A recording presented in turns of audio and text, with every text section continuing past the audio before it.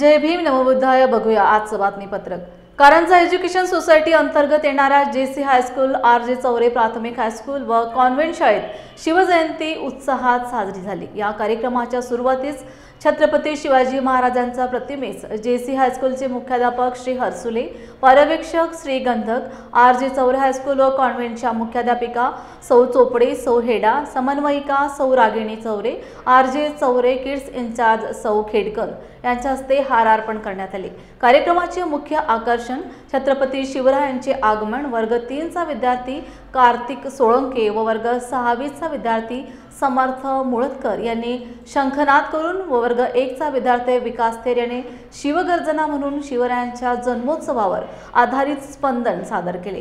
कोकरे व इतर विद्यार्थ्यांनी सुंदर पोवाडा सादर केला. वर्ग 4थीतील कुमारी ईशा प्राजक्त गहाणकरी हिने अतिशय सुंदर पद्धतीने भाषण करून श्रोत्यांच्या टाळ्या मिळवल्या. तर वर्ग 7वीतील शौर्य राहुल गावंडे यांच्या भाषणाने लोकांना शिवरायांचा इतिहास व शिवरायांचे कार्याचे प्रसंग डोळ्यासमोर निर्माण करून लोकांची वाहवा मिळवली.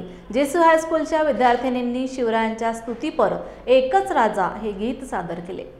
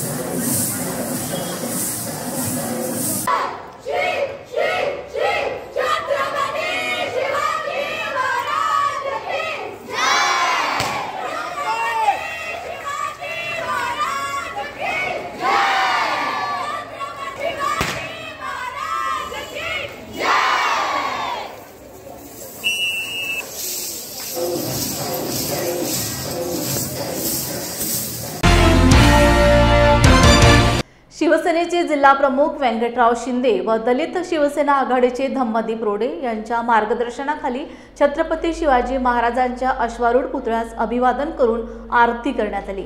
यावेळी हजारो शिवप्रेमी उपस्थित होते. वसमत मार्गाने मातोश्री चंद्रभागा मोहिते वारकरी शिक्षण संस्थेतर्फे टाळ मृदंगाच्या गजरात मिरवणूक काढण्यात आली. मिरवणुकीत वारकरी संस्थांमधील विद्यार्थी, भजनी मंडळ सहभागी झाले होते. छत्रपती शिवाजी महाराजांचा पुतळा परिसरात भारूड, गवळण आदी सादरीकरण झाले.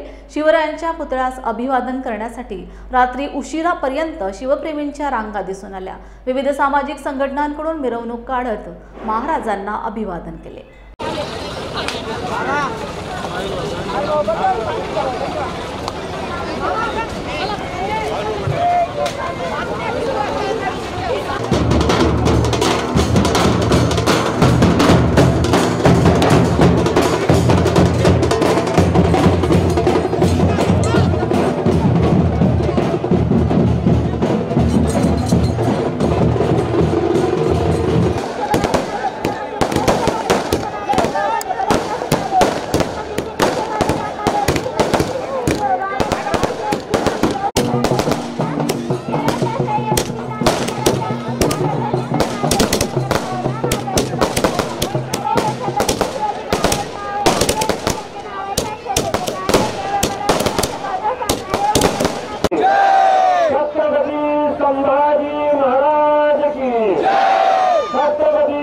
संभाजी महाराज जय।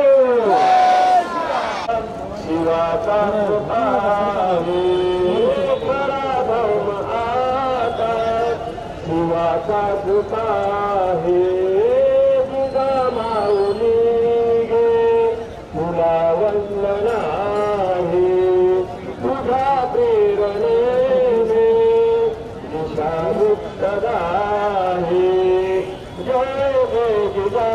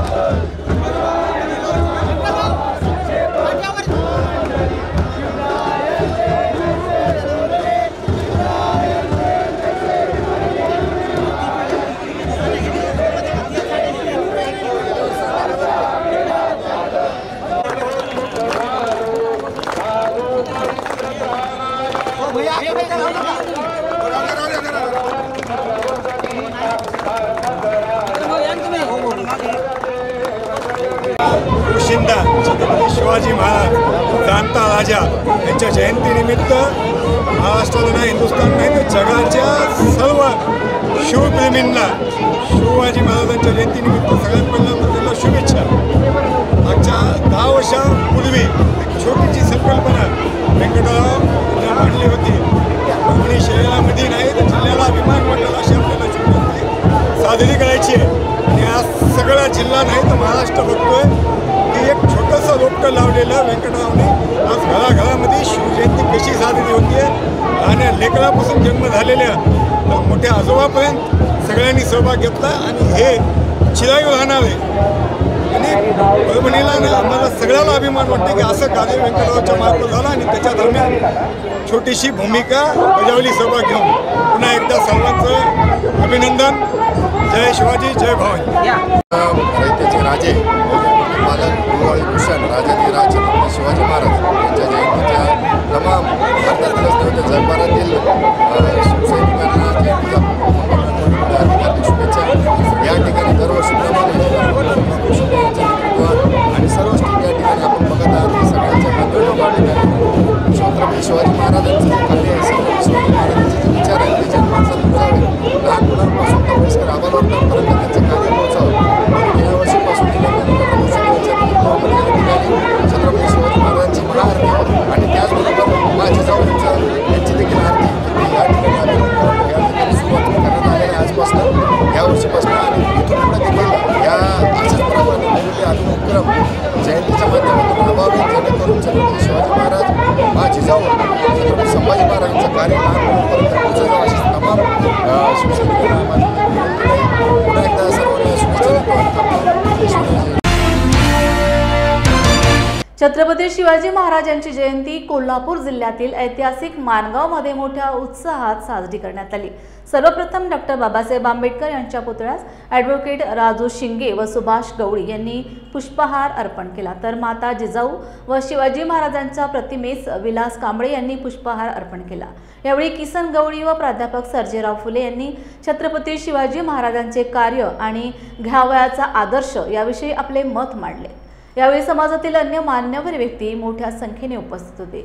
आभार हर्षल कांबळे यांनी मानले। छत्रपती शिवाजी महाराजांचा जय हो। छत्रपती शिवाजी महाराजांचा जय हो। परमपूज्य डॉक्टर बाबासाहेब आंबेडकरांचा जय हो। परमपूज्य डॉक्टर बाबासाहेब आंबेडकरांचा जय हो। राष्ट्रमाता जिजाऊंचा जय हो। राष्ट्रमाता जिजाऊंचा जय हो। क्रांतिमान ज्योतिबा फुलेंचा जय हो। क्रांतिज्योती सावित्रीबाई फुलेंचा जय हो। हे आमच्यासाठी या ठिकाणी आदर्श आहेत। एक आदर्श राजा आणि राज्य पद्धती कशी चालवावी, जनतेचं किंवा रयतेचं कल्याण करणारा, सर्वांना घेऊन जाणारा आणि सर्व प्रकारच्या सुविधा त्या काळी जनतेला उपलब्ध करून देणारे आमचे हे राजे छत्रपती शिवाजी महाराज. आम्हाला अभिमान आहे की आम्ही या ठिकाणी महाराष्ट्रामध्ये जन्म घेतला, शिवाजी महाराजांच्या भूमीमध्ये, आणि त्यांच्या इतिहासाचं या ठिकाणी आपण वाचन करतो आहे, अवलोकन करतो आहे. आणि हा जो आदर्श आहे, एक आदर्श राजा आमच्यासमोर आहे. आमचे विद्यार्थी बांधव असतील किंवा आमचे नागरिक असतील, ह्या नागरिकांना एक आदर्श म्हणून या ठिकाणी जर बघायचं असेल तर राजा कसा असावा याचं उत्तम उदाहरण या ठिकाणी शिवाजी महाराजांनी घालून दिलेलं आहे. राज्यकारभार कसा चालवावा, सर्व जनतेला घेऊन, सर्व धर्माच्या लोकांना घेऊन या ठिकाणी त्यांनी राज्य केलं. 395वी जयंती साजरी करीत आहोत बौद्ध समाज माणगाव या ठिकाणी महात्मा फुले सभागृहामध्ये. तर छत्रपती शिवाजी महाराजांनी आपल्या कारकिर्दीमध्ये 392 किल्ले जिंकलेले आहेत. आणि शिवाजी महाराजांचा जो ज्याला आपण राज्यकारभार म्हणतो, तो कसल्याही प्रकारे अंधश्रद्धेला खत पाणी घालणारा, किंवा जेवढे शिवाजी महाराजांनी किल्ले जिंकले ते सर्व किल्ले त्यांनी कधीही सत्यनारायणची पूजा किंवा कसल्या प्रकारचं अज्ञानाच्या अंधकारातून, अंधश्रद्धेतून त्यांनी कुठलेही कार्यक्रम त्यांनी आपल्या मराठा मावळ्यांना किंवा 12 बलुतेदारांना किंवा 18 पगड असे जे जाती होत्या त्या सर्व जातींना घेऊन त्याने आपला कारभार केलेला आहे. आणि आपण जर विचार करायला गेलो तर शिवाजी महाराजांनी दुर्ग बांधले, किल्ले बांधले, जंजिरा किल्ला बांधला. तर हे सगळं त्या काळामध्ये असणाऱ्या रूढीच्या ज्या काय परंपरा होत्या त्या परंपरेच्या विरुद्ध शिवाजी महाराजांनी जाऊन, किंवा ज्याला आपण सतीप्रथा वगैरे असे म्हणतो असलं, कारण स्वतः जिजामातांना त्यांनी काय केलेलं आहे की सतीला जाण्यासाठी त्यांनी विरोध करून त्यांनी आपल्या मातोश्रीचा एक आदर्श घेऊन त्यांनी ज्या शिवाजी महाराजांना 38 प्रकारचे किंवा 32 प्रकारचे असे जे काय राज्यकारभार करण्याचे जे काय विद्या असतात त्या सर्व विद्या त्यांनी शिवाजी महाराजांना त्यांनी काय केलं की जिजामातेने त्यांच्या अंगी बाणवल्या, दांडपट्टा, खिणवळ असे बरेचसे जे प्रकार आहेत म्हणजे त्यांच्या कारकिर्दीमध्ये त्या काळामध्ये ते सगळे त्यांनी आत्मसात करून आपल्या सौंगड्यालासुद्धा शिवाजी महाराजांनी काय केलं होतं तशा पद्धतीने त्यांनी तयार केलं होतं. आणि म्हणून त्यांचा जो कारभार आहे तो कारभार त्यांनी शिवाजी महाराजांनी आपल्या त्या राजवटीमध्ये चालू केला होता. आणि तोच आदर्श शिवाजी महाराजांचा घेऊन बाबासाहेबांनी आपल्या घटनेमध्ये तसं त्या ठिकाणी नमूद केलेलं आहे. बहिष्कृत भारताचा जो सुरुवातीचं जे घोषवाक्य आहे, जय भवानी आणि जय शिवाजी, हे या ठिकाणी डॉक्टर बाबासाहेब आंबेडकरांनी त्यामध्ये त्याचं काय केलेलं आहे, उद्धृत केलेलं आहे. अशा प्रकारे आपण बाबासाहेब असो किंवा शिवाजी महाराज असो, आपण निश्चितपणे या महाराष्ट्राचे भूषण असं या ठिकाणी आपण त्यांना मानतो आणि त्यांचा आदर्श घेऊन आपण काय करतो, वाटचाल करतो. एवढं पेणूर येथील छत्रपती शिवाजी महाराजांचा पुतळ्याचं अनावरण मंत्री भरत शेठ गोगावले यांच्या हस्ते पार पडले. यावेळी मोहोळचे आमदार राजू खरे प्रमुख पाहुणे म्हणून उपस्थित होते. हा कार्यक्रम पार पाडण्यासाठी जिल्हाध्यक्ष चरण चौरे व पेणूर गावचे सरपंच सुजित आवारे यांच्यासह सर्व ग्रामस्थांनी मेहनत घेतली. यावेळी जिल्ह्यातील सर्व प्रमुख कार्यकर्ते उपस्थित होते. पेणूर गावातील गावकऱ्यांनी मोठा जल्लोष करून शिवजयंती साजरी केली.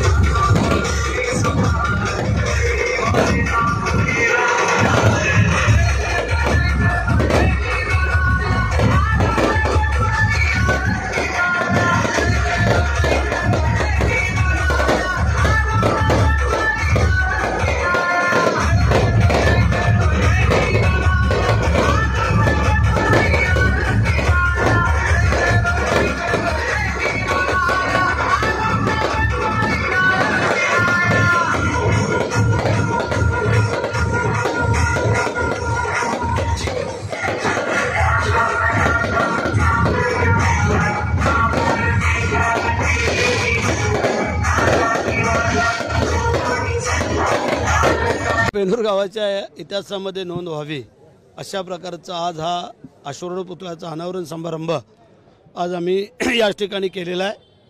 मी धन्यवाद देतो चरण चौरे आणि त्याच्या सर्व सहकार्यांना, त्या गाववाल्यांना, की एक चांगला देखणा पुतळा आपल्या आयुष्यामध्ये एकनाथ शिंदे साहेबांच्या माध्यमातून जो या इथं उभा केलेला आहे, त्याचा शिवजयंतीच्या संध्येलाच आम्ही आजचा हा कार्यक्रम केलेला आहे आणि तो आज सगळ्यांना खुला करून दिलेला आहे। गेल्या महाराष्ट्राचं आराध्य दैवत छत्रपती शिवाजी महाराजांच्या जयंती मतदान झालं। 23 तारखेला मी आमदार झालो, परंतु 17 तारखेला मुंबई हायकोर्टानं यांचं थोबाड फोडलं आणि अनगर अप्पर तहसील कार्यालय रद्द करून पुन्हा एकदा ते आपल्या मोहोळ तहसील कचेरीला ती 40 गावं होती। आम्हाला आनंदाचा, खूप आनंदाचा, माझ्या दृष्टीनं खूप आनंदाचा दिवस आहे की अनगरसाठी आपण आमच्यासाठी पळत होता। मी आमदार व्हावा म्हणून किमान 70-80 कोटी रुपयाचा निधी तुम्ही मुख्यमंत्र्याकडे, पालकमंत्र्याकडे, ग्रामविकास मंत्र्याकडे, सगळ्या मंत्र्याकडे जेवढा मोहोळला निधी आला त्या सगळ्या निधीवरचं पत्र जर बघितलं असेल तर आमदार भरत शेठ गोगावले यांच्या पत्रावरती या मोहोळ मतदारसंघाला शिंदेसाहेबांच्या कालखंडात किमान 100 कोटी रुपयाचा निधी मिळाला।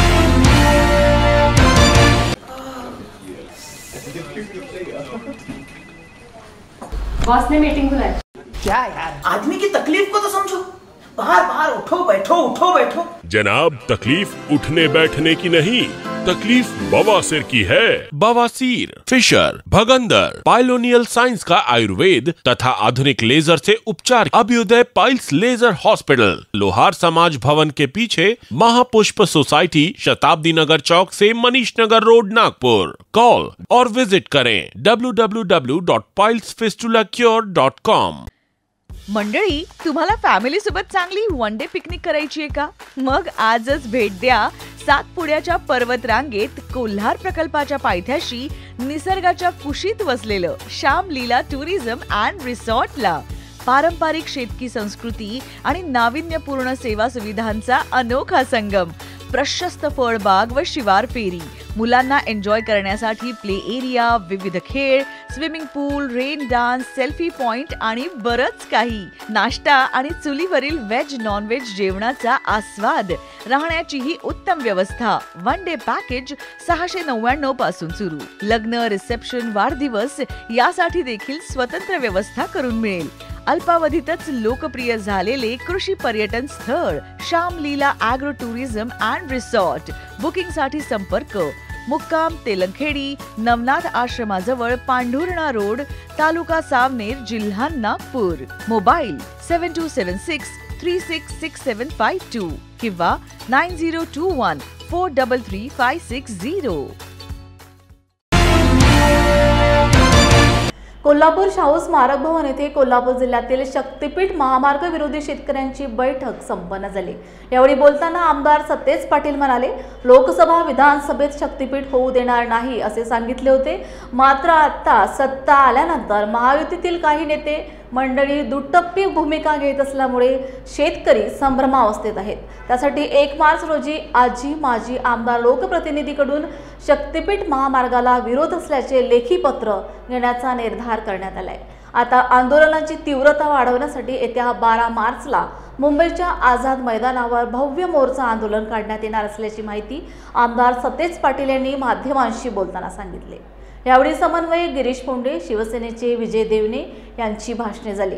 लातूरचे गजेंद्र केळकर, सोलापूरचे विजयकुमार पाटील व गणेश घोडके, धाराशिवचे सुदर्शन पडवळ, परभणीचे शांतिभूषण कचवे कचरू मुधोळ, हिंगोलीचे सूरज माळेवार, सांगलीचे घनश्याम नलावडे व उमेश एडके, धाराशिवचे संभाजी फडताडे उपस्थित होते। आज शपथ घेतो की मी या मातीतला कष्टकरी शेतकरी असून या कसणाऱ्या काळ्या मातीवर माझे जीवापाड प्रेम आहे। ही जमीन ही काळी माय माझ्या बापजाद्यांनी वडिलांनी जीवापाड जपले, या पुढेही माझी ही शेत जमीन जपण्यासाठी अहोरात्र प्रयत्न करेन। माझ्या वाडवडिलांनी वारसा हक्काने ही जमीन कसण्यासाठी आणि पोट भरण्यासाठी मला दिली।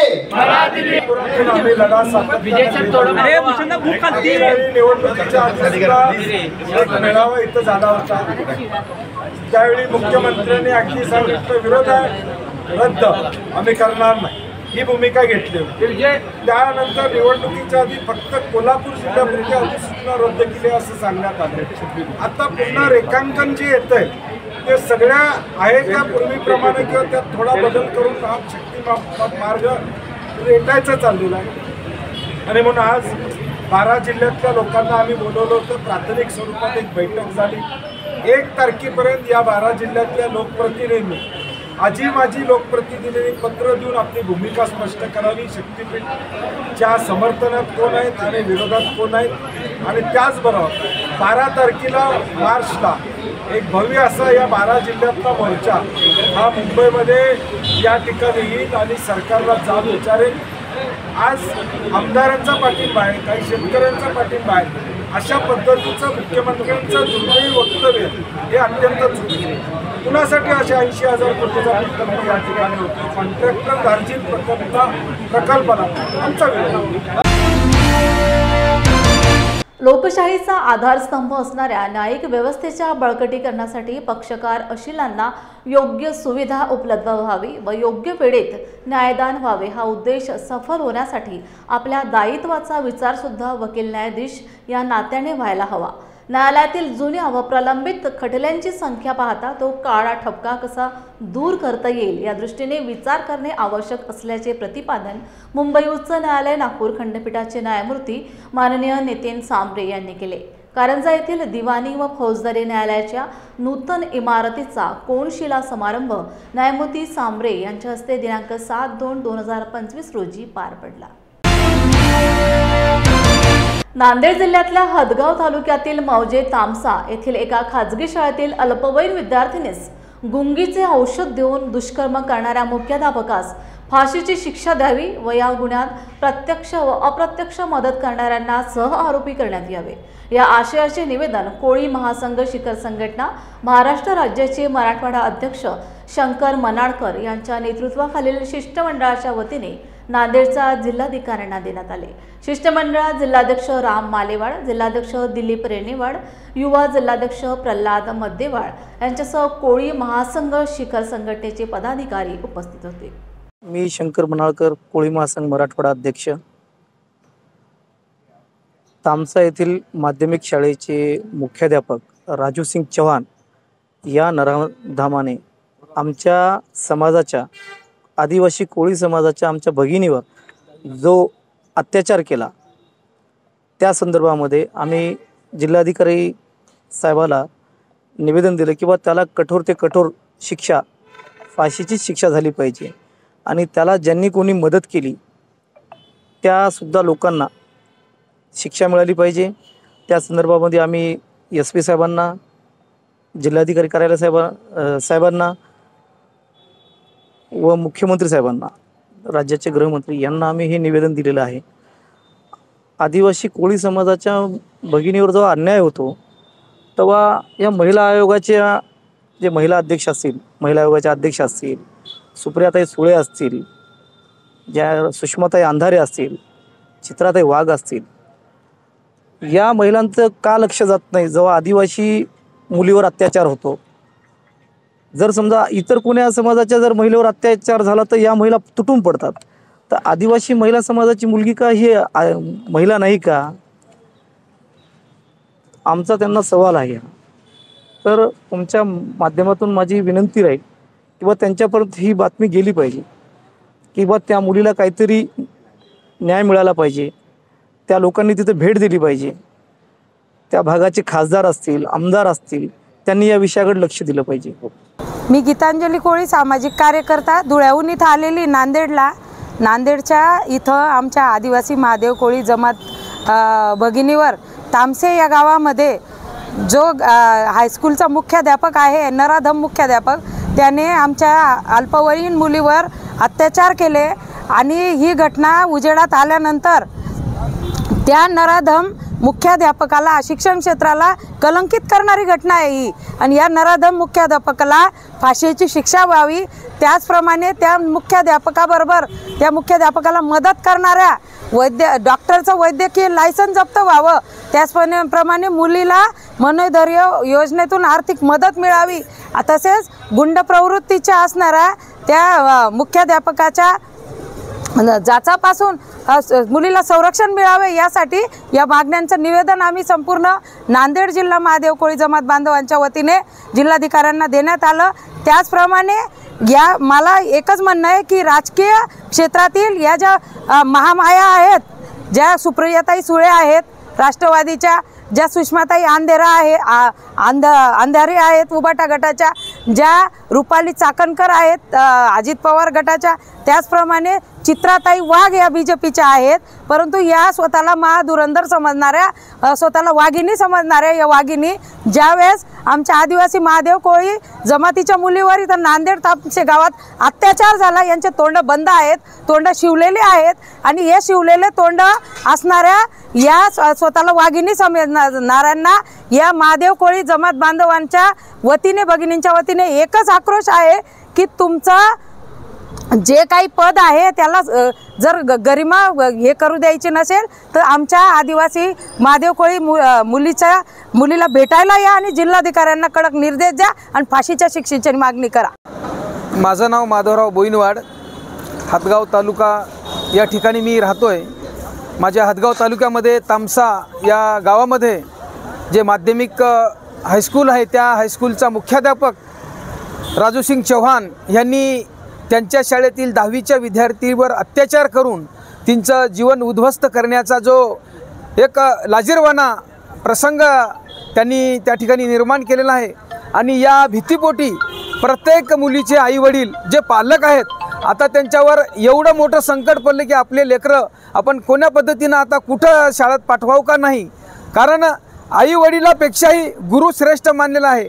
गुरु हा घडविणारा एक कारागीर आहे, आणि तोच कारागीर जर असे जीवन उद्ध्वस्त करण्याचा प्रसंग त्या ठिकाणी निर्माण करत असेल, अशा नराधमाला या ठिकाणी शासनाकडून फाशीची शिक्षा व्हावी आणि त्या मुलीला संरक्षण व्हावं. तिचं जीवन उद्ध्वस्त होण्यापासून तिला एक आर्थिक सहाय्य किंवा तिला एका नोकरीची काहीतरी हे व्यवस्था करून शासनानं त्याच्या कुटुंबाला पाठबळ द्यावं, एवढं मी माझ्या आदिवासी कोळी समाजाच्या वतीनं मी आपल्या शासनासमोर ही मागणी मागत आहे.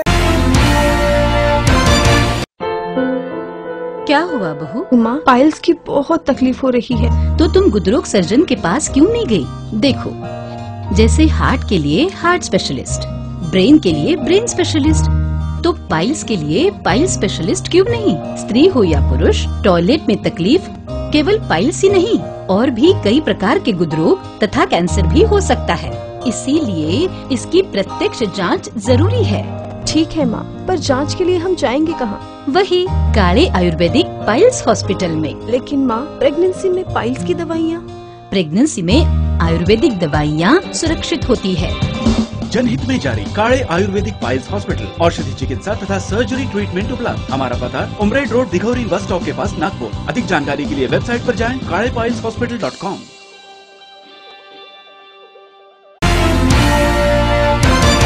सीटू संलग्न व महाराष्ट्र आरोग्य मित्र कर्मचारी संघटना नांदेडच्या वतीने आपल्या विविध प्रलंबित मागण्यांसाठी शहरातील डॉक्टर बाबासाहेब आंबेडकर पुतळ्यापासून ते जिल्हाधिकारी कार्यालयापर्यंत मोर्चा काढण्यात आला. हा मोर्चा शहरातील मुख्य मार्गाने जाऊन जिल्हाधिकारी कार्यालयावर धडकल्यानंतर तिथे धरणे आंदोलन करण्यात आले. यावेळी महाराष्ट्र आरोग्य मित्र कर्मचारी संघटनेचे पदाधिकारी उपस्थित होते.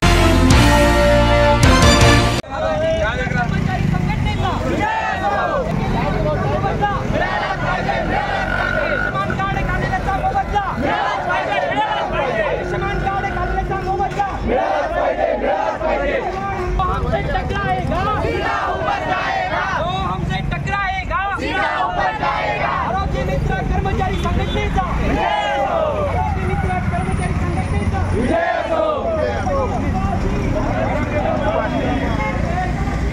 या ठिकाणी CITU संलग्न हे आरोग्य खात्यामध्ये आरोग्य डिपार्टमेंटला जे राज्य शासनाच्या ज्या सुविधा आहेत, आयुष्यमान भारत प्रधानमंत्री योजना असेल किंवा महात्मा फुले योजना असेल, हे राज्य शासनाच्या सुविधा आहेत. या महाराष्ट्रामध्ये गोरगरीब जनतेपर्यंत शेवटच्या घटकापर्यंत योजना पुरवण्याचं काम हे आरोग्य मित्र करत आहेत. परंतु आपल्याला माहित आहे की गेली 10, 15, 20 वर्ष झाले हे आरोग्य मित्र सुविधा देतात, परंतु राज्य सरकार मात्र यांच्याकडे कानाडोळा करताना आपण पाहत आहोत. काय आहेत बांधवांच्या मागण्या? या देशामध्ये जो काम करतो त्यांना किमान वेतन 26,500 मिळालं पाहिजे असा सुप्रीम कोर्टाचा गाईडलाईन आहे. कर्मचाऱ्यांचा दर्जा मिळाला पाहिजे, इतर सर्व सामाजिक सुरक्षा मिळाल्या पाहिजे, परंतु या मित्रांना यातलं काहीही मिळत नाही. त्यामुळे संतप्त महाराष्ट्रभर आरोग्य मित्र एकत्र आले आणि या सरकारच्या विरोधात रोष व्यक्त करत 18 तारखेपासून CITU संलग्न आरोग्य मित्र संघटनेचा संप चालू आहे. 7 तारखेला आमच्या संघटनेचा आणि शासनाची एक बैठक पार पडली, परंतु उडवाउडवीची उत्तरं दिल्यामुळे आमच्या जो संघटना आहे त्यांनी त्या बैठकीचं रूपरेषा ठरवून या ठिकाणी 18 तारखेपासून आता हा संप चालू आहे. आज आमच्या CITUचे राज्याचे अध्यक्ष कॉम्रेड DL कराड यांच्या सोबत आरोग्य अधिकाऱ्यांची आरोग्य शासनाची बैठक चालू आहे. या बैठकीचा चांगला तोडगा निघावा अशी आम्ही त्यांना आपल्या माध्यमातून आवाहन करतो. अन्यथा हे महाराष्ट्रभर आरोग्य मित्राचं हे आंदोलन आहे, हे चिघळ्याशिवाय राहणार नाही. याचा फटका जनतेला मिळत आहे, परंतु याला शासन जबाबदार आहे असं आम्ही सांगतो. धन्यवाद. इन्कलाब जिंदाबाद. लाल सलाम. आरोग्य मित्र कर्मचारी संघटनेच्या राज्यव्यापी आंदोलनाचा आज आमचा 3रा दिवस आहे आणि आमच्या आपल्या न्यूज चॅनलच्या माध्यमातून मला आपणाला सांगायचं आहे की 26,000 रुपये किमान वेतन मिळावं ही आमची प्रमुख मागणी आहे. जवळपास आम्ही 1-1.5-2 वर्षापासून संबंधित कंपनीकडे फॉलोअप घेतला होता. त्यांच्या आम्ही संपर्कात होतो, कागदोपत्री व्यवहारसुद्धा आम्ही केला होता. अनेक दिवसांपासून रुग्णांची गैरसोय नको म्हणून आम्ही त्यांना विनंत्या केल्या, निवेदनं दिले, पण कुठेही आमची दखल घेतली जात नव्हती. त्यामुळे मागे 18 तारखेपासून परवाच्या दिवशीपासून आम्ही बेमुदत संपावर आहोत आणि हा संप महाराष्ट्रभरातल्या सगळ्या जिल्ह्यांमधून आहे. कारण आजच्या एवढ्या महागाईच्या कुठे आम्हाला 11,400 एवढी पगार मिळायची आणि तेवढ्या पगारीमध्ये उदरनिर्वाहाचं करणं सगळं कठीण गेलं. का बरेच जण आमच्यामध्ये मॅरिड आहेत, काही जणांचे लग्न व्हायचे आहेत. तर त्यामुळे आम्ही 26,000 रुपये किमान वेतन द्यावं ही आमची प्रमुख मागणी आहे. त्यासोबतच ESIC कार्डमध्ये आमच्या काही त्रुटी आहेत, त्या त्रुटी पण सुधारून देण्यात याव्या. सोबतच कोविड काळामध्ये आम्ही कर्मचाऱ्यांनी स्वतःच्या जीवाची पर्वा न करता सुद्धा काम केलं होतं, तर त्या आमच्या कामाची कुठेही दखल घेतली नाही. तर कोविडमध्ये केलेल्या कामाचा सुद्धा मोबदला आम्हाला मिळाला पाहिजे.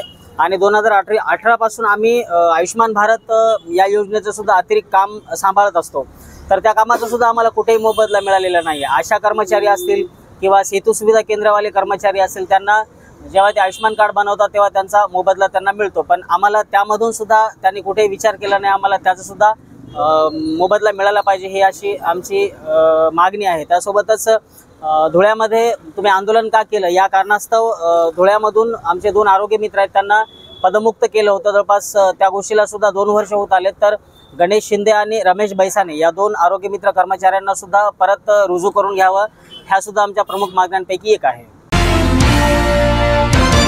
पालकमंत्री प्रकाश आंबेडकर यांनी कोल्हापूरच्या खंडपीठाबाबत ठोस चर्चा करण्यासाठी पुढाकार घ्यावा आणि मुख्यमंत्री देवेंद्र फडणवीस यांच्यासोबत बैठक आयोजित करावी. तोपर्यंत आपले बेमुदत उपोषण सुरूच राहणार असल्याचे पदवीधर मित्रचे माणिक पाटील चुयेकर यांनी इशारा दिला आहे. मुंबई उच्च न्यायालयाचे खंडपीठ कोल्हापुरात व्हावे या मागणीसाठी कोल्हापुरात जोर धरू लागलाय. 2 दिवसांपूर्वी 6 जिल्ह्यातील वकील संघटनांनी मोठे आंदोलन केले होते. या पार्श्वभूमीवर माणिक पाटील यांचे 5 दिवसांपासून उपोषण सुरू आहे. एक आहेत माणिकराव चुयेकर असेल की आणि कोणी असेल तर परिवार म्हणून गोकुळ परिवार म्हणून आमचे घटक आहेत ते. आणि आम्ही आमच्या संघाचे संचालक बोर्ड, कर्मचारी, अधिकारी, सर्व उत्पादक शेतकरी बंधू आणि जे जनावर मुख्य जनावर त्यांच्या वतीने सर्व पाठिंबा आम्ही द्यायला आलेलो आहे. तर चांगल्या प्रश्नाला त्या पद्धतीने स्वतःचे हलाष्ट करून एकूण आपण सुटावा ह्यासाठी ते जवळजवळ 5वा दिवस असते उपोषणाला बसलेले आहेत. त्यांची प्रकृती ठीक आहे, पण प्रकृती ठीक नाही म्हणून त्यानुसार त्यांना ॲडमिट करून एखादा जे उपोषण थांबवणे स्वतःची परिस्थिती आज निर्माण झालेली आहे. तर आमच्या परिणामी जे काही आमचे संबंध आहेत, एकनाथ शिंदेचे असतील, अजितदादांचे संबंध असतील, त्यांना आम्ही आमच्या परिणाम नक्की करू. बाकी जे लवकर हे व्हावं आणि 5-6 जिल्ह्याचा प्रश्न लवकर सुटून सगळ्यांना फायदेशीर गोष्ट व्हावी आणि अतिशय कारणास्तव हा विषय किचकट करून टाकलेला विषय आहे. कुठल्या तरी एका जिल्ह्याचा विरोध आहे म्हणून थांबवायचं हे चुकीचं राहू नये एवढीच आमची या निमित्ताने सूचना आहेत. मी उज्ज्वल नागेशकर, कोल्हापूर हॉटेल मालक संघाचा अध्यक्ष आहे. माणिकराव पाटील सुवेकर हे गेले 4 दिवस उपोषणावरती आहेत. त्यांची तब्येत जी आम्ही नेहमी बघत आहोत त्याप्रमाणे काही दिसत नाही.